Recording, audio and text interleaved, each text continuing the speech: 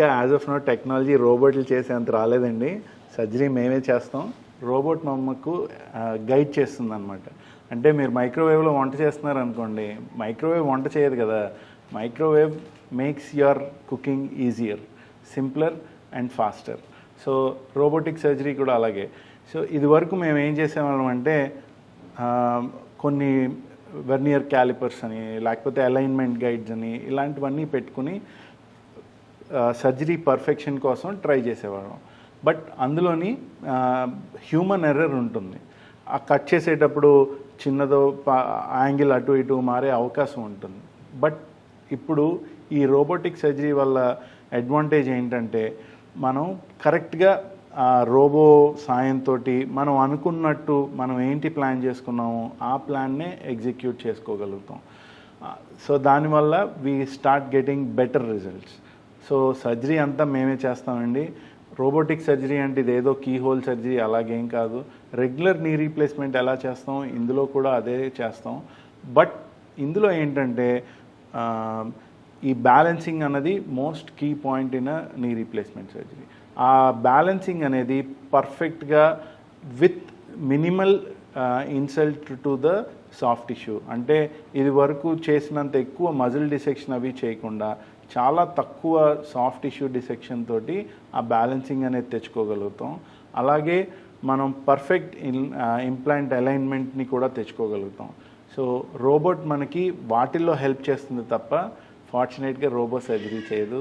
Surgery మేమే చేస్తాం, ధైర్యంగా చేయించుకోం. సార్ అసలు ఈ రోబోటిక్ సర్జరీ చేయించుకుంటే పేషెంట్కి ఉండే అడ్వాంటేజెస్ ఏంటి సార్?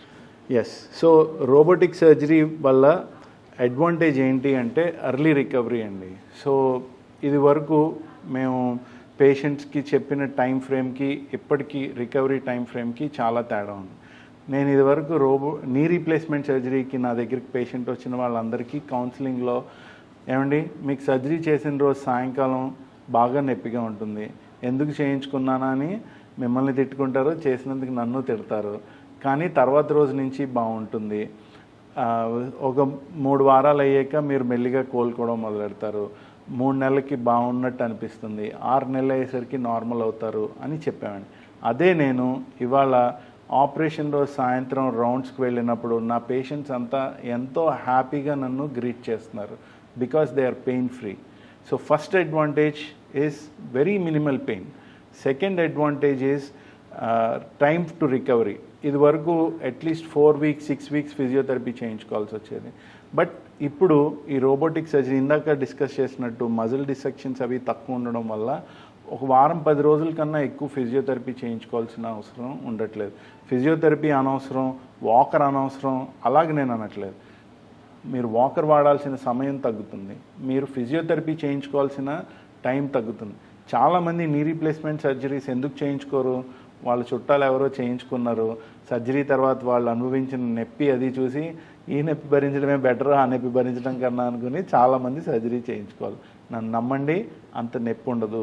ఫిజియోథెరపీ అప్పుడు మీకు పెయిన్ ఉండదు, చాలా కంఫర్టబుల్గా రికవర్ అవుతారు. రోబోటిక్ సర్జరీ వల్ల అడ్వాంటేజే అది. సార్ రోబోటిక్ సర్జరీ గురించి అడ్వాంటేజెస్ ఇంత మంచిగా చెప్పారు కదా, మరి డిసడ్వాంటేజెస్ ఏమీ లేవంటారా? ఫస్ట్ డిసడ్వాంటేజ్ కాస్ట్ అండి.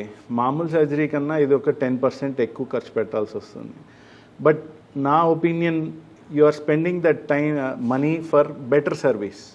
ఇప్పుడు మనం ఎర్ర బస్లోనూ ప్రయాణం చేయొచ్చు, ఎయిర్ బస్లోనూ ప్రయాణం చేయొచ్చు.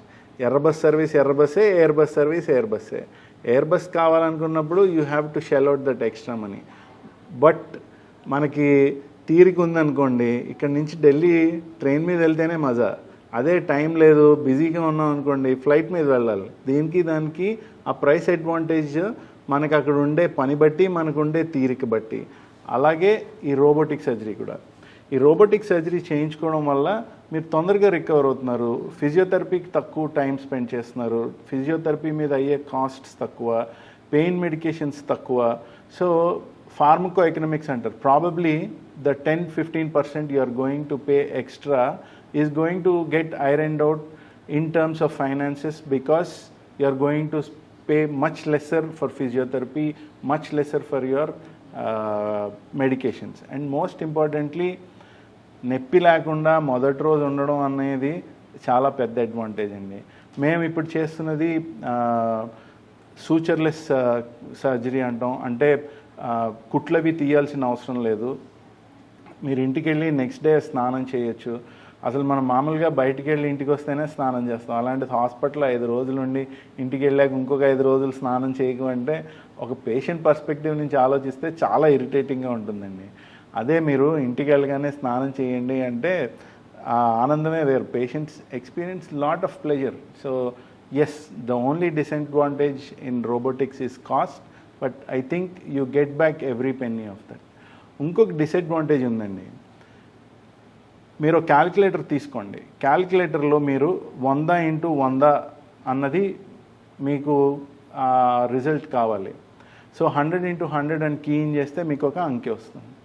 అదే మీరు పొరపాటుని 100x100 బదులు 10x100 అని వేసి క్యాలిక్యులేటర్ తప్పు చూపించింది అన్నారనుకోండి, అందులో అర్థం లేదు కదా. Garbage in, garbage out. Robot is finally a computer. It has no intelligence of its own. స్వతహాగా దానికి ఏమీ తెలివితేటలు లేవు.